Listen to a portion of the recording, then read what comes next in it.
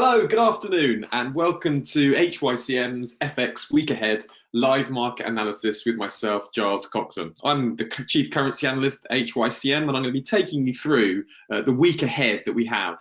Just going to give everyone a moment to get on board and welcome people in. Hi, Gabrielle. Hi, Cameron. Hi, Nadir. Van, good to have you around, guys. Hi, Zaid, Mladen. Particularly welcome if this is your first time here. Oh, hi Van, good to have you. And Yasser, yeah, good to have you. Thank you for joining. That's really good. Okay, we've got quite a lot coming up in this week. It's quite a busy week, despite the Japanese markets being on holiday. There's a lot going on in the European markets and Asian Pacific markets, thinking of New Zealand in particular. So we'll be looking at some particular events that are really worth flagging up and being aware of ahead of time. There's quite a lot of potential for this week, so well worth paying attention to the events that we have. Don't forget that as we go along, if you've got any questions, just type it in the question box. Hi Nadir, thank you for typing it there. I assume you can all hear me okay. I'll just check you can see my screen. Yeah, my screen's coming over. Don't forget the disclaimer. As always, don't forget that any trade setups we discuss, it's not trading advice. The whole idea of this webinar is education. It's the thinking is that you get behind someone who's trading professionally and see how they go about making decisions in the market. So it's not a trading or a signal service, it's an educational webinar, just to get that clear. And I think most folks have arrived now, so we'll carry on. As always, before we look ahead, those of you who've been following these webinars for a time now know before we look forward, we want to look back. And looking back to last week, there was some pretty significant events, and we're just going to go through those and just help us to gauge market sentiment and where we're at the moment. The first event we're going to be looking at, I'm just going to move this control panel out of the way of my screen. Now that's better. The first thing I'm going to be looking at is the Reserve Bank of Australia CPI inflation data, which came in last week. Now, the inflation level data was being eyed very carefully. We'll come on to why in a moment. But the headline consensus did come in below consensus at 0.0% per quarter versus 0.2% expected. Just highlight that there so you can see it. And both key core inflation measures, TRIM and the median, came in below expectations. So this is starting to raise expectations for a possible rate cut on May the 7th, which is basically a week on, roughly a week today. This is something to just keep having on your radar. And in particular, the thing to remember was the most recent communication from the Reserve Bank of Australia, the minutes of the April Monetary Policy Board meeting, where they basically discussed a scenario where if inflation did not move any higher and unemployment trended up, they noted that a decrease in the cash rate would likely be appropriate in these circumstances. So, as many of you know who've been following me for a time, central banks give forward guidance, and that affects the rate and the movement of currencies. So we're focusing in on what the Reserve Bank of Australia are focusing in on, and they've highlighted two data points that they want to see move in a certain direction. So they're saying if inflation doesn't move up, well, we've seen inflation doesn't move up, and they want to see unemployment trending up, and then they say they're more likely to cut cash rates. And for those of you who've been following me from time, if the Reserve Bank of Australia cut cash rates, what's going to happen to the Australian dollar? Is it going to be bought or be sold? Just type it in the questions. Let me know you're following along, particularly if this is your first time or you're new to this way of thinking. Yeah, that's right. Well done. Thank you very much, Nadir. It will be sold. So what the market's looking for is they're looking to get a bias. Are they going to be correct to have a bias of selling the Australian dollar? And we've been seeing the Australian dollar being sold last week. We'll just have a quick look at the charts. We won't look at it in much detail. I just want a quick. I'm just going to just going to minimize that screen. There we go. And then we can bring my price chart over across. We can see that the Australian dollar is being sold on these expectations. It's dollar strength and there's Australian dollar weakness. So we're seeing there's selling pressure on the Australian US dollar pair. This is the daily chart. Just wanted to show that there for you. And you've got the underside of that trend line there. So there's a kind of a bearish bias. And what we're looking at this week is the market right to have this bearish bias? That's what we're trying to establish. And remember those two issues. The Reserve Bank of Australia, they want to see inflation not moving any higher. Well, we saw that last week, you see, because the inflation was a miss, 0.0% versus 0.2% expected. And, you know, there's been a lot of central banks around the world are having problem raising inflation. So that's a miss, and they've been quite kind of optimistic on inflation for some time, the RBA, and those data points just show that their optimism has been misplaced. And I know some commentators have been thinking that anyway, but now the data is confirming that. Now they wanted inflation, they wanted unemployment trending up. Now the last employment data did tick up, and that was from 4.9% to 5% in the latest data on the labour market. But you could argue, you know, it's not trending higher. Yeah, it ticked up a little bit, but is that trending? So just based on what the Reserve Bank of Australia have said, they said they'll cut rates when we see inflation not moving any higher and unemployment trending up. Well, you know, the old saying, you know, one swallow doesn't make a summer. You know, one uptick in unemployment doesn't make a trend. So you could argue that criteria has not actually been met yet. And at the next policy meeting on the 7th of May, you could argue that the Reserve Bank of Australia won't cut rates. Now, what they will or won't do isn't really our primary concern at the moment. All we're trying to understand is what are the market expectations. And I've shown you there, they're the criteria that the market's kind of assessing. They're assessing those inflation data out of Australia, which is weak, it's gone down, and the unemployment data. So that's kind of what's going to be factored in. And so have a look at those when it comes to the next RBA meeting. That's kind of, you know, the factors that I'm going to be thinking about. And I think there's going to be bearish pressure going into this meeting next week, because the kind of anticipation is going to be, will the RBA move towards a more of a cutting bias? Okay, and interestingly, the information that I read is that, you know, will an RBA rate cut come? A few analysts are saying no, and this is HBC is one of them. Sorry, I haven't got the link there, and Westpac also, they have the view that the RBA will cut, but won't cut now, but they will cut in August. So they think they're going to have a below trend forecast for growth 2020, at trend growth 2019, but they think by August, with a new set of growth revisions, they think that their rate cut will be implemented, and they state that underlying inflation persistently below the bottom of the 2 to 3% target band, growth forecast below trend, and in conjunction with an existing explicit easing bias, the case for rate cut will be undisputable. So Westpac have been calling for August, November RBA rate cuts, and they're anticipating the RBA board will adopt a clear easing bias at the May meeting. So really what we're seeing is that the expectations is for Australian dollar weakness, I think, from many market participants. So that's what we're going to use to measure that 7th of May meeting. I won't be here next Monday, which is one of the helpful reasons why we can cover this now, because next Monday in the FX week ahead, it's a UK bank holiday. So I won't be here to do the FX week ahead. But don't forget this meeting here. It's the 7th of May. So make sure you've marked that in your calendars.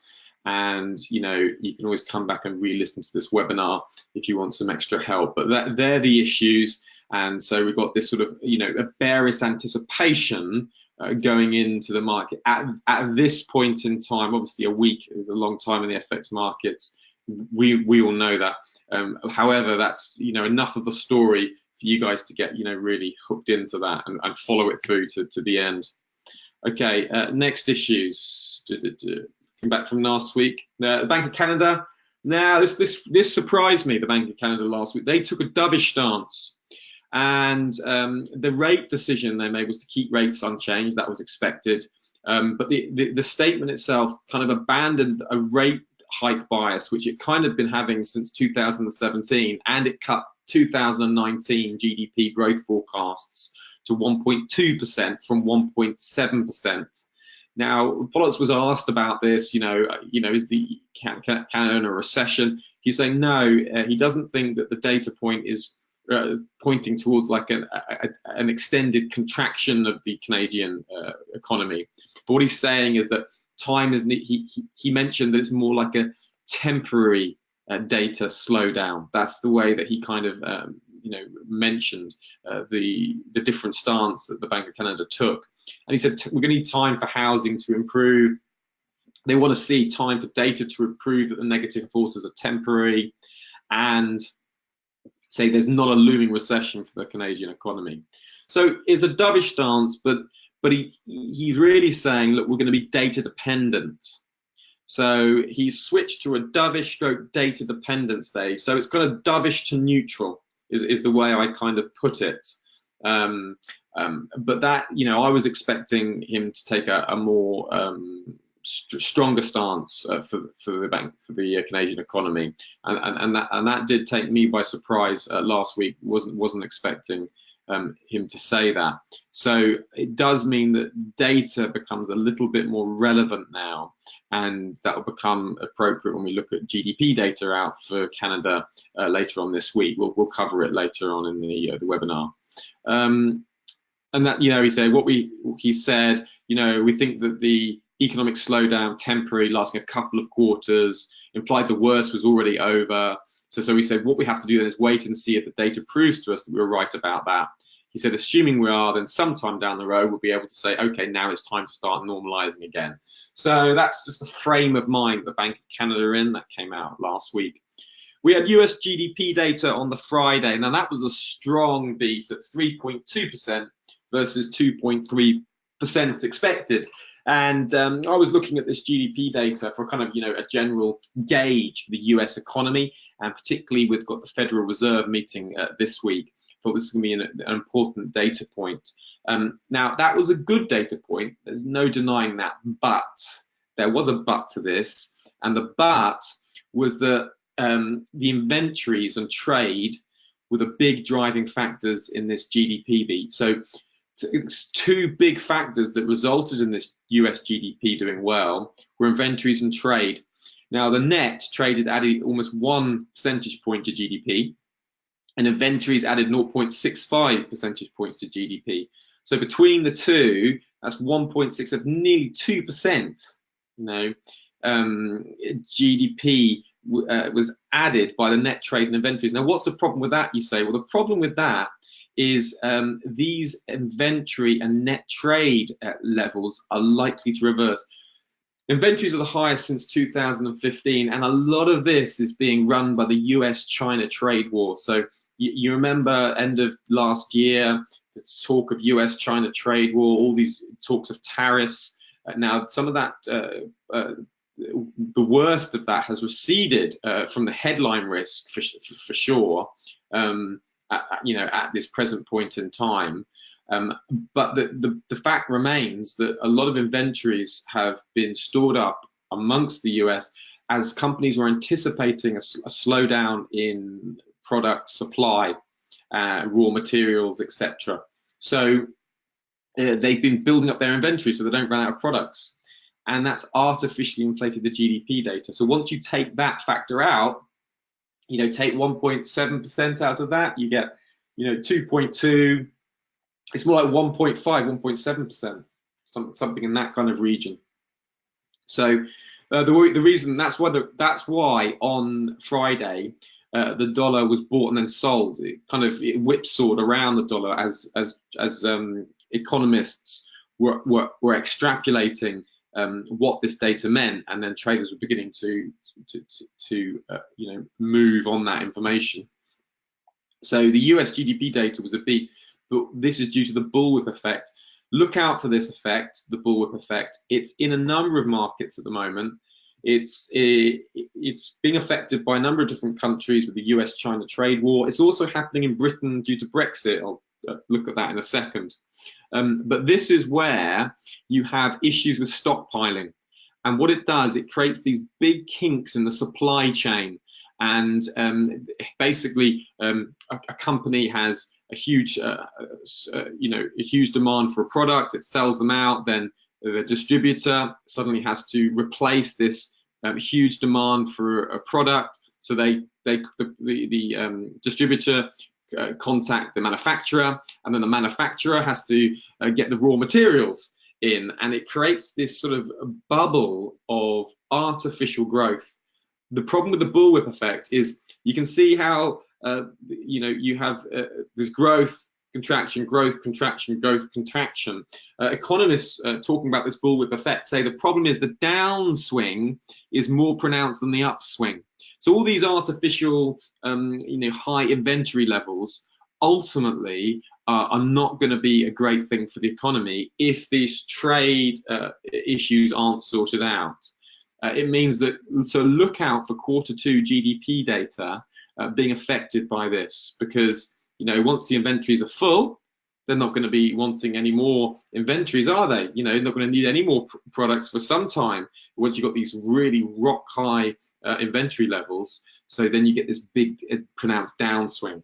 So be aware of that, and that's what the concern is over this good GDP data beat. So that's a bit of background information.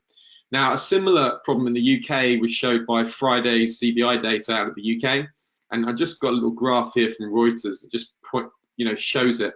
Look, UK factories have got the highest stockpiling since records began. You can see this is the current stocks of raw material is here, massive highs. Going back since as early as the highest level since records began, and then this is the stocks of finished goods. So in other words, these are goods that have been produced, manufactured, made, but they're just sat in the warehouse waiting to be shipped out. Okay, so you can see it's a massive surplus and the largest surplus since records began. Okay, that just shows this is in the UK, and this is all due to Brexit, with UK countries concerned that if Britain has a hard Brexit out of the European Union, it won't have access to raw materials, and so factories have been stockpiling in order to make sure they don't run out. Now, that's artificially inflated GDP data out for the UK, but when the next quarter comes along, these factors will result in a shrinkage, because there's no way they're going to be able to maintain those levels. So that, I hope that makes it clear to you guys what this issue is. So factor in that. That's why when you can see GDP data, a lot of focus is going to be on the inventory levels and the trade levels, okay, and how much are trade disputes affecting those readings. Start of the week, so ignore that, that's from a previous week. Start of the week hasn't been risk on or risk off. It's been very flat, but very quiet in the overnight Asian session. Japanese markets are closed this week and Monday next week, and they reopen Tuesday, 7th of May, okay? And with Japan out, the light liquidity for Forex prior to the Japanese Open has been extended each day to Singapore and Hong Kong markets getting active. So just to be aware that, in these low liquid environments, there's a lot of people speaking about it. And you could, some people say, well, nothing ever happens when people speak about it. Actually, I think there's it's really sensible to be aware that in this low liquidity environment, there really is a possibility of a flash crash. These flash crashes which happen have been having more recently lately, and they tend to happen in low liquid environments, particularly after the last hour of the US session. So looking at the last hour of the US session, once US session is closed, there's immediately after that period, there's a window where if you're going to get a flash crash, you are very likely to get it there if it's going to happen at all. That's the place it tends to appear.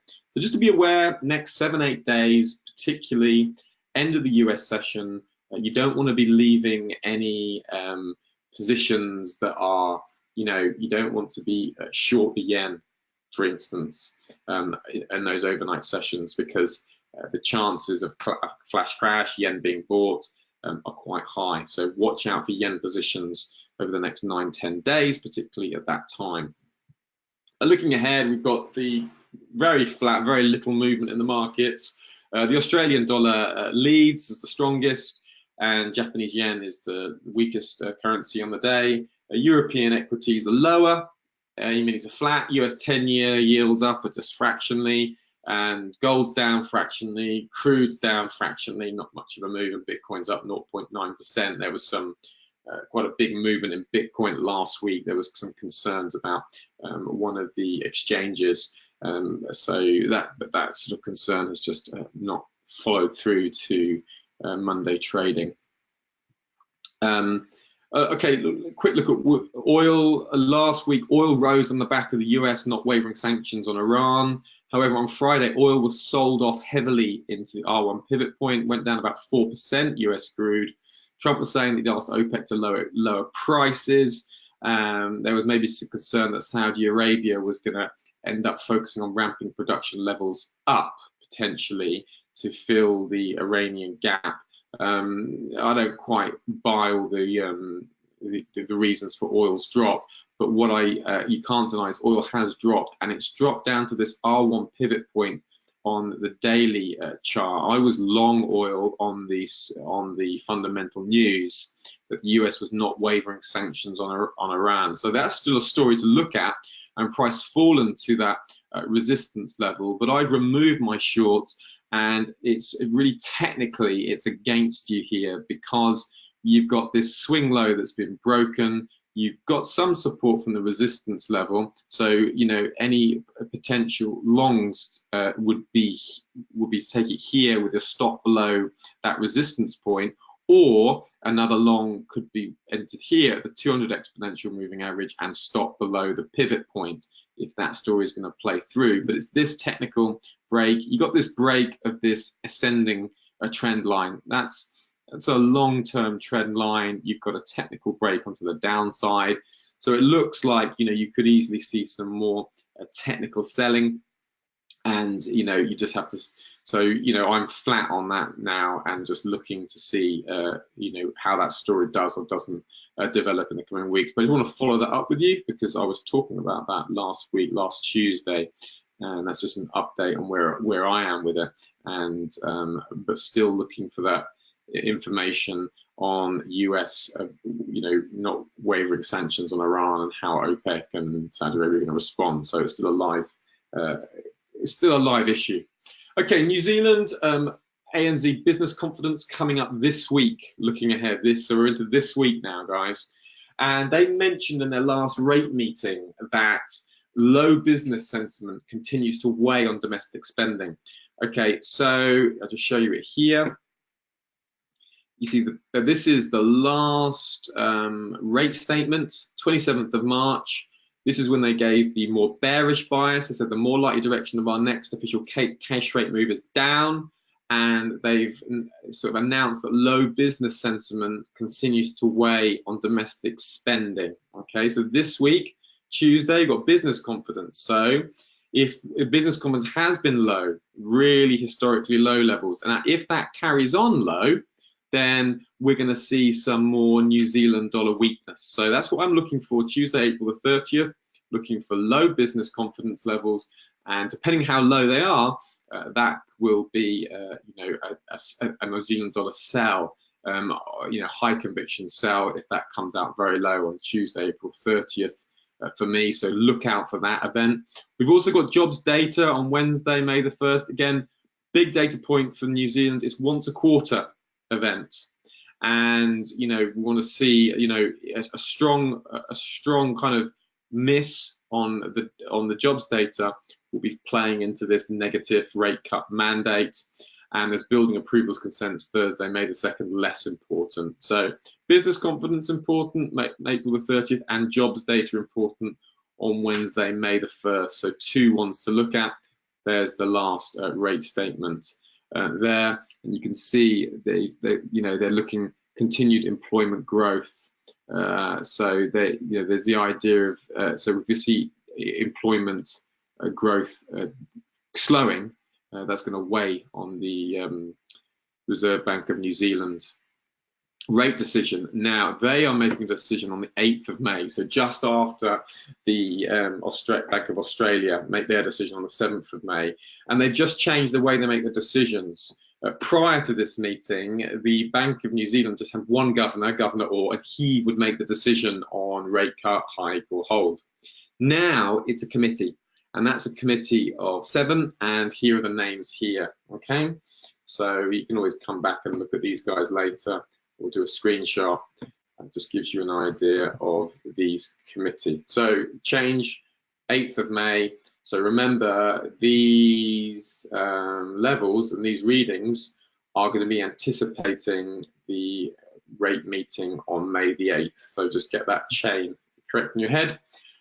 Now, the Bank of Canada has GDP data coming out April the 30th. Now, remember, they took a dovish stance last week, so they're going to be data dependent going forward. So in other words, this GDP data is now going to be, the first part of the new jigsaw that the Bank of Canada are going to be piecing together to make their mind up. So key GDP data, obviously a strong miss or a strong beat is going to have a strong reaction, particularly at the moment with the Bank of Canada being focused. So, if you're getting a deviation, 0.3, 0.2%, that could be a high conviction buy or sell, which would be good for, 30, 40 points. Fed meeting. Now, the Federal Reserve, they're meeting Wednesday, May the 1st. Again, no rate move expected at next Fed meeting, but what's priced in? Well, the market is looking for a rate cut as soon as the June 19th meeting, okay? So, I think that's too soon, isn't it?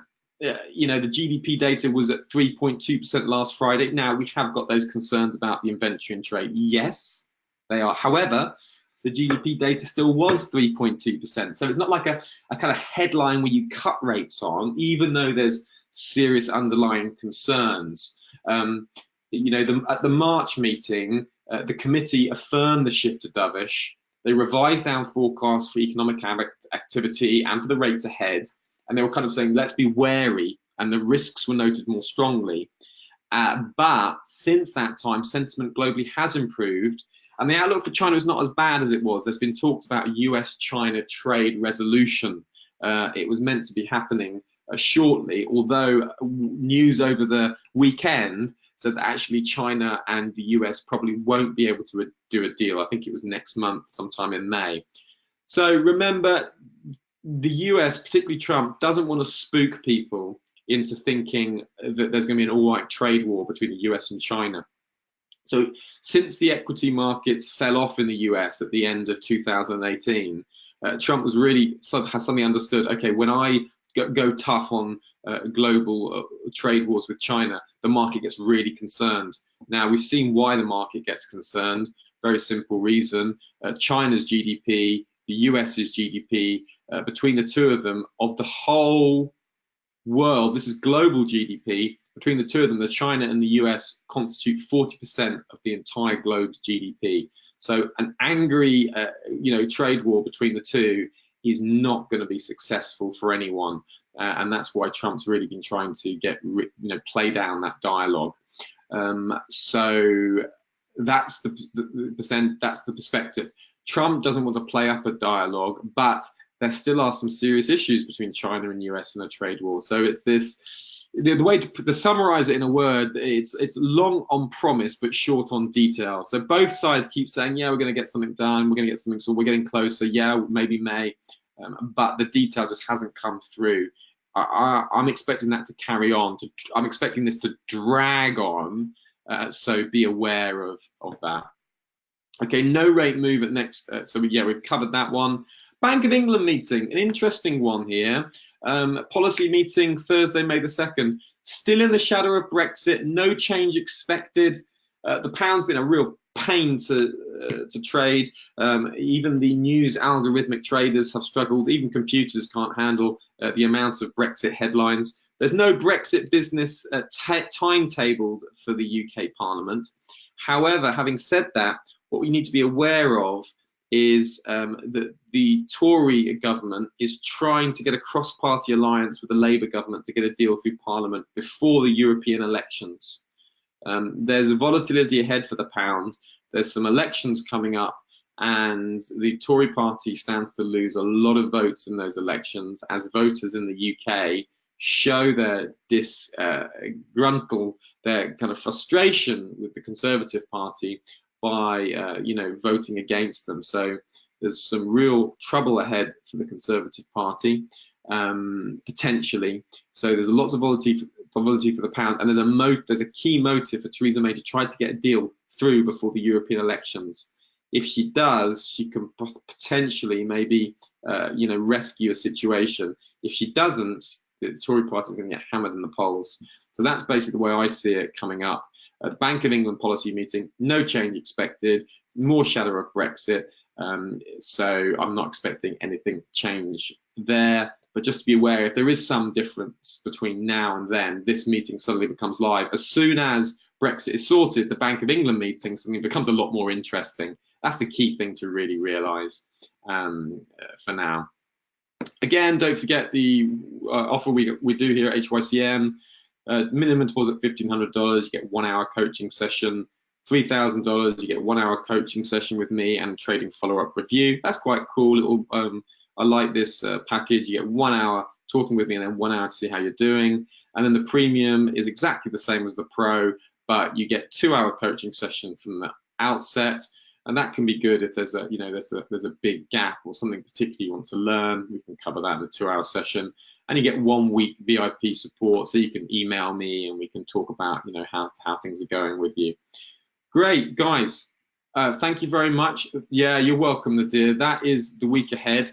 And don't forget, I won't be here next Monday because it's bank holiday. I'm not going to be around, but I will be around on tomorrow, Tuesday, 1 o'clock to 2 o'clock, and next Tuesday I will be around 1 o'clock to 2 o'clock. So don't forget those times and dates. I hope you all have a good week.